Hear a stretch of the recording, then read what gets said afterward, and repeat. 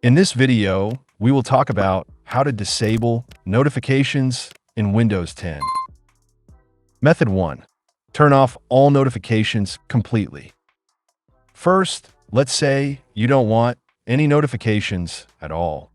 So, what you need to do is click on Windows icon to open Settings. Then click on System.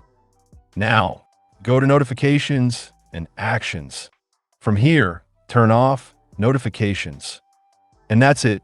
Now your system won't show you any notifications at all. Method 2. Turn off notifications for specific apps. If you don't want to disable everything, just the annoying apps, this is the better option for you.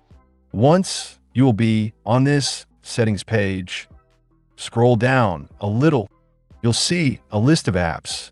Now, simply turn off the apps you don't want notifications from.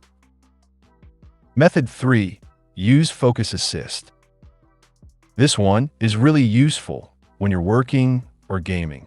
On the left side panel, select Focus Assist. Now you have priority only that allows selected apps, or alarms only, and it blocks everything except alarms. So you can temporarily silence notifications without turning them off permanently. That's all for today. See you in the next video.